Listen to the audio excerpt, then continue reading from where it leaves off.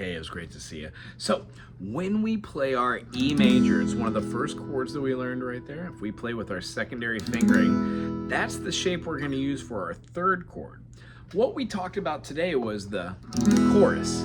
It covers the E major, and it feels like do do do do do do do. You're in it every single good time when I press rewind in my mind.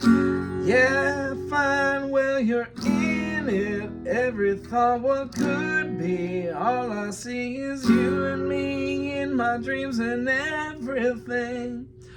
We're going E major, B major, F sharp major. The idea is you're playing this E shape, you're playing the A shape, but with your third finger, putting it on the 4th fret and barring all of the 2nd fret. That's what we're gonna have to work on. And then keep that same bar and then play your E major shape. If you want, you can squish and then pull back. What we're squishing is that note and pulling off of it. Either way, it's a sus on top of there.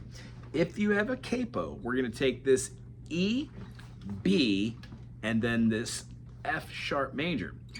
The only caveat that I didn't show you is there are actually 2 ways to play it. The first way can play E, and then you would have all these notes on the whole bar, because really what we want is barring at the 4th fret and playing the E minor shape right here,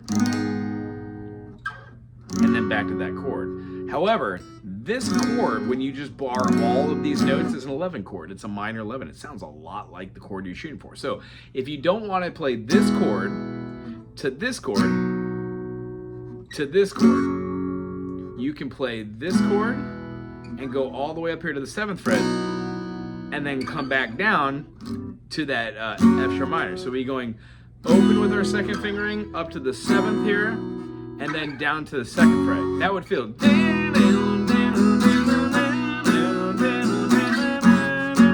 You would have to feel how to get from 1 to 7, then back to 2, but that means you don't have to change your shape.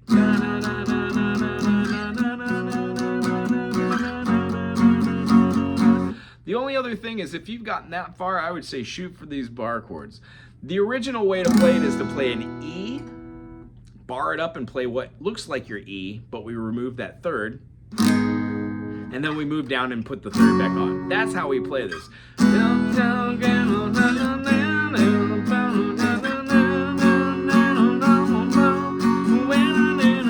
First and open, 4th fret, put it back on. When the chorus comes, we omit this chord and play that B major. You're in it, everything you do now. You can keep playing that one chord the whole song through. It doesn't matter, but you really don't want that minor tonality, that G sharp minor underneath it. The whole idea behind having the song here open is so you can do this.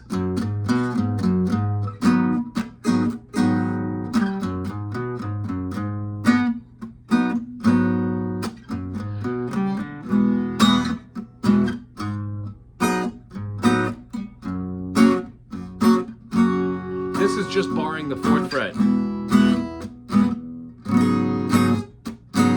I think that's what we're gonna do. It's the easiest. Then when we go to the chorus, don't bar the 4th fret and try for that bar chord. Nice. When we put on the capo, we put it at the 4th fret. Rather than playing an E, we're gonna play a new chord called a C. Now, this is what a C looks like here. C sharp, D, D sharp, E. So hypothetically, we're not playing a C, but I want to call it a C so you get used to knowing that that's the same type of shape. We're going to play this C shape, and then we're going to play an E minor, which is like our E major, but we remove that 3rd. And then we're going to play that triangle-looking shape for the D major.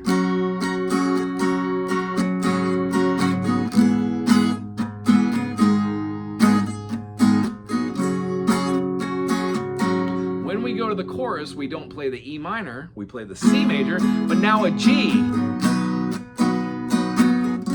up to the D. So C, E, D, C, E, D, chorus, C, G, D. When we played down here, we played a E, G sharp minor, F sharp. G, E, G sharp minor, F sharp. So what we're doing is the same movement, but with the capo, it just makes it different chords. If we take this and move it on up to the 7th fret, we can play an A, we can play an E, and we can play a B. Sorry, wrong chord. Sorry, A major, B. I don't know why I said that. So A major, E major, B. Now that's our chorus. Everything you do. But when we're playing the verse, so it need to be A.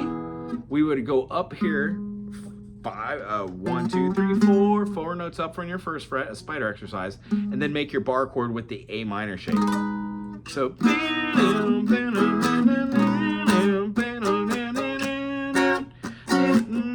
Little harder at the 7th there, and then probably the easiest one, putting it at the 9th fret.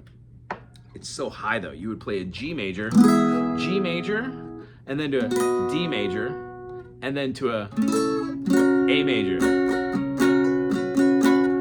Or the verse would be G major. We would play what looks like a B minor, and then we would go to the A. The chorus wouldn't use the B minor, but it would use the D. All of these have their own turn, so here's how you would actually how to practice without the capo. 1, 2, 3, 4. 1, 2, 3, 4. 1, 2, 3, 4. 2, 2, 3, 4. 1, 2, 3, 4. 2, 2, 3, 4. 1, 2, 3, 4. 2, 2. Here comes the chorus, so use the B rather than that G sharp minor.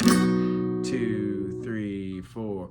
1, 2, 3, 4. 1, 2, 3, 4. 1, 2, 3, 4. 1, 2, 3, 4. 1, 2, 3, 4. 1, 2. Interlude.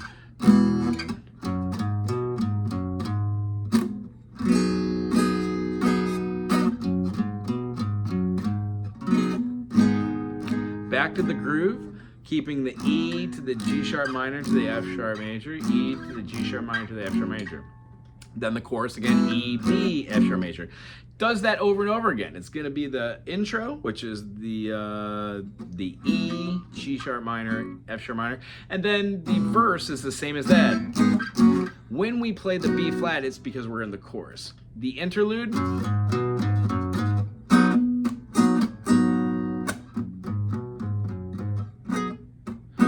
Can be played by 2, 4, 2, 4, 2, 4, bar the whole thing.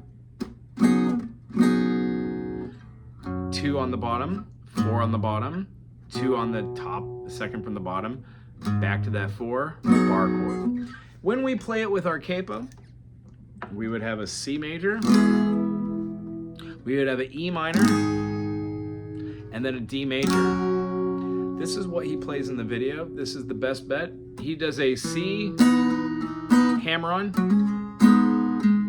to a D.